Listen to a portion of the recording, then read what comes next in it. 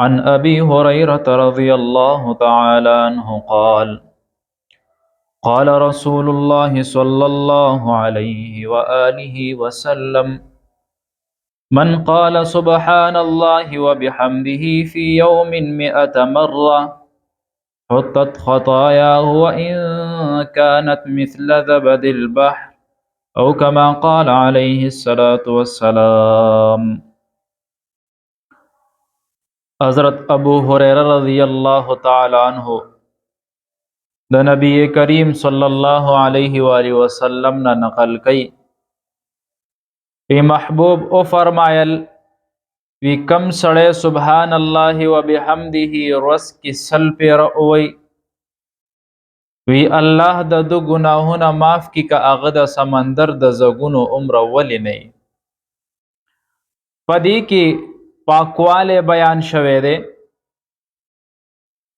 یو صحابي راځي هغه د الله رسول نه تپوس کوي وی د الله رسوله وی د سبحان الله تفسیر راته وکا. د الله رسول ورته فرمای وی الله هغه ذات ته د سبحان الله دا مطلب دی چې د هر سن پاک اعلی بلند اعلی مقامات والا دی. نو د دې مطلب دا دی اوس پدې کې د الله صفت کمال بیانول دي. د الله هغه صفت چې د هغه صفت بل څوک شریک نشته بالکل پاک ذات ته که عام خلق مخلوقات یې هغه کې عیبونه وي الله د هغه ټولو عیبونو نه پاک دی. نو چې کله کم سړی په جبه باندې د ورځې سل پیره دا وایي سبحان الله وبحمده سبحان الله العظیم نو الله د دو گناهونه معاف کی.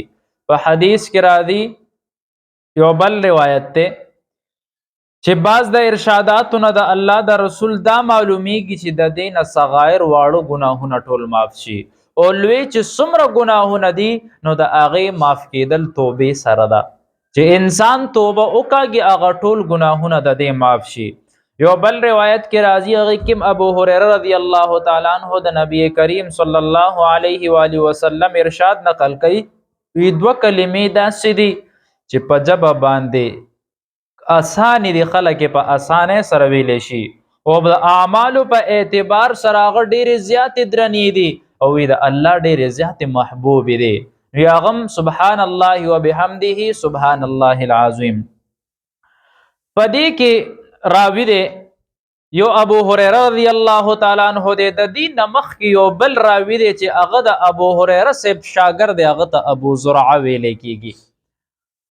د دې ابو زرعه بارک رازی رحمه الله دا حافظ الحدیث و د احادیث یادو یو ځل د یو شاګرد نوې واده شوی وو نو په دې مجلس کې تر نا وخت پورې ناستو خپل استاد نه احادیث از د کول نو استاد نه احادیث از د کول نوې ورته کور کې ناسته ده چې تاخير او شو نا وخت لاړ نو خزا ورته وی چرته وی زه خو استاد سره ناست ماته حدیث د کول وی زوی استاد او استاد داسې دا بعض خزه ډېر کمکلی وی نو استاد او استاد داسې غله خو ورزینه پس نه پويږي ټول وخت هغه سره ضایع کوز درته نوې دلته پکور ناست یم نو ورته وی کزما استاد ته یو لک احادیث نوې یاد وی ته په ما باندې درې طلاق نو چې کله دا خبر او که خزم سرونه او خز خو خبر یو کې خلک سړی غوسه کی نو چې بیا کله رستو ورته پته لګي چې دا مې سوک بیا یې خناستي نو دا خزم همدا سکه ناستا او سړی مستری نیولې دی چې دا مې سوول اوس خبره استاد ته پاتې د وې د دې مسلې حل بسروزي سحر رازي خزخاون ابو زرعه رحمه الله کله چې ورته وړاندې کینی ابو زرعه صاحب نه تپوس کی حضرت وی بیگا خمیدا سے مسله ویلې د خزې ته وی خزرا تستا بارک خبرو کا ما ورته وی کزما استاد ته یو لک احادیث نوی یاد ته په ما باندې درې کانی طلاق نو ابو زرعه صاحب ورته په خنداش زوی خپل معاملات او خپل ژوند د خزې سره تیروا وی یو لک احادیث خو ما ته داسیات تلک څنګه اب خلکو ته الحمد سوره فاتحه یادای دا هغه خلق دي چې حافظ الحدیث د پیغمبر صلی الله علیه وسلم احادیث مخترا رسول دي د چې کله د مرګ وخت زنقدن کې مبتلا. نو دی وخت کې شاګردان وی چې ابو زرعه صاحب ته کلمه څنګه وړاندې کو. نو هغه سند شروع کو د حدیث الوی سند چې کله هغه سند اخر تر رسي نو دی پوه شو چې دی ماته د دې اشاره را کوي. نو د جبه نه شروع کو من کان اخر کلامه لا اله الا الله. حدیث پورا دا دخل الجنه. نو لا اله اوه نو دخل الجنه په خلرانه غسات نو وتا. نو علما وی لا اله خود پورا اوه خو جنت ته عملا الله داخل کا. داغه محدثینو چې الله لوی مقام ور کړی دی. نو بیا د پسې چې کم دا محدث ته او صحابي دی نږدې صحابي ابو هريره رضی الله تعالی عنہ چې 3.5 کال د الله رسول په صحبت کې تیر کړی دی او 5300 احادیث دنه نقل شوی دي. او ابو هريره صاحب داسې صحابي چې د مرایشی رضی الله تعالی عنہ جنازم دی کړی دا او دا هغه صحابي چې لوی مقام والا صحابي دی. یو ځل راځي او نبی کریم صلی الله علیه و آله وسلم ته وی اے د الله رسوله وی زما مور ته پس ډیر بد رد وی اسلام خود د مور نه وروړي وی مال اجازه را کچ مور او وجرم. د الله رسول ورته خان دی وی دعا ورته وکم او وی کا اجازه دل درکم. وی د الله رسول دعا ورته وکا خچ څنګه د الله رسول لاس اوچتای نو د منډکای وی زه ګورم چې زه اول لسم کده الله رسول دعا مخکې رسی. وی چې څنګه لاړم دروازه می اواله وی مور می تاخیر سره دروازه کولو کا. وی ما وی مور سړی کول وی غسل می کولو ما وی چې ما ته کلمه وې ز په پیغمبر باندې ایمان وروړم کلمه وې. هغه صحابه دي چې قربانیان ور کړی دي. یو ځل وی خلک راغه وی خلک څوک د کجورو باغونو ته انخته چا تجارت شروع کی وی ما تجارت پری خو د پیغمبر صلی الله علیه و آله وسلم صحبت می اختیار کا. وی چې کله د اغي په صحبت کې ناستم وی ما نور سنا وی ما حدیث را غونډول. وی یو ځل می شکایت کو د الله رسوله ما ته حدیث نه یادېږي. وی راته وی خپل صادر دی وغوړوا. وی صادر می چې کله وغوړو نو الله رسول خپل لپ په هغه کې توکا او واپس زما دي سینې سره ولګولو.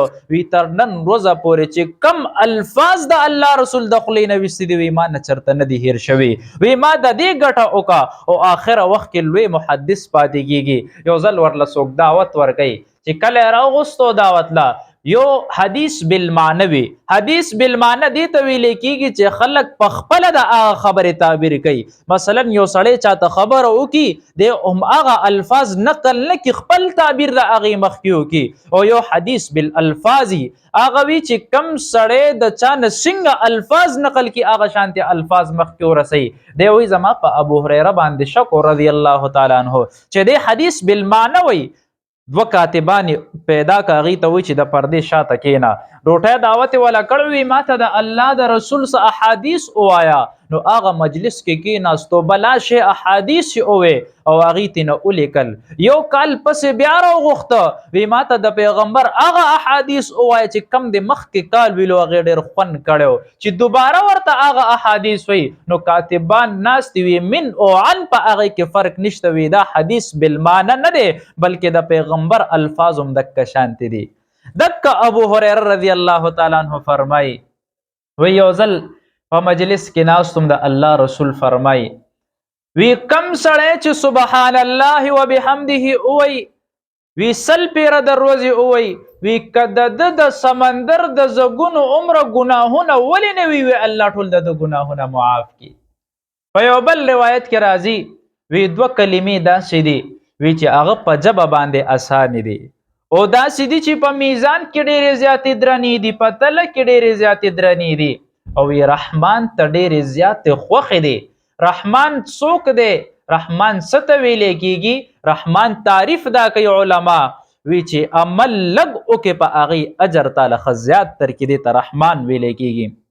نو وی نبی کریم صلی الله علیه و آله وسلم د حدیث پیله صفات بیان نکده الفاظو وی پهله ورته تمهید کې خو یو سړی چې کله پچا باندې خپل خبره منی یا یو شیس په خرسي اول ورته د هغه فائدې وخی. ویره وګوره دا کلمات چې تو نو دا پجب وګوره ډیر زیات آسان دي ستړی کوي بدیم نه او بل پتل کې ډیر زیات دران دي وزن ډیر زیات ته او دریم یره محبوب ته ډیر زیات خوښ دي، رحمان ته ډیر زیات خوښ دي. کم کلمات دي؟ سبحان الله وبحمده سبحان الله العظیم. او د رحمان صفت هم دا دی، څنګه یو روایت کې راځي ابن عباس سے وی کم سړی چې جزای الله ان محمدا ما هو اهله دا درود شریف اووی نو وی اویا زره فرشتي یو روز د په نامه اعمال کې نیکي لیکي. مطلب الفاظ لګ دي خو د هغه اجر دومره زیات دی. نو د دې مطلب هم دا دی چې الله نبی کریم صلی الله علیه و آله وسلم له د هغه د شان مطابق بدله ورکړي. په یو بل حدیث کې راځي وی کم سړی چې د جمعې په ورځ د مازیګر مونځ نه پسته درود شریف وی اللهم صل علی محمد النبی الامي وعلى آله وسلم تسلیما، وی دا که اویا پیره اوی یا اتیا پیره اوی وی د اتیا کالو ثواب دته الله په نامه اعمال کې ولیکي.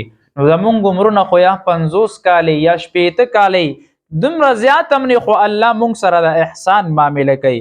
یو ځل د الله رسول ناسته وی داسې یو عمل درته ونښیم که چېرته تاسو تهجد نشئ کولی، تاسو سونې چاندیانې نشئ صدقه کولی، خو د هغې نه به زیات اجر تاسو ته ملاویږي.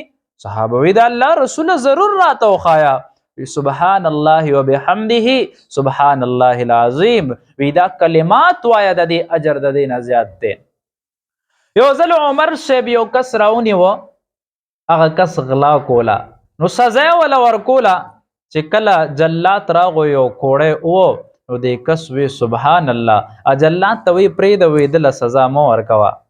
نو په دې وخت کې کعب رضی الله تعالی عنہ موجود دی، هغه ورته وی په خندا شو. عمر صاحب ورته وی ولې خاندې؟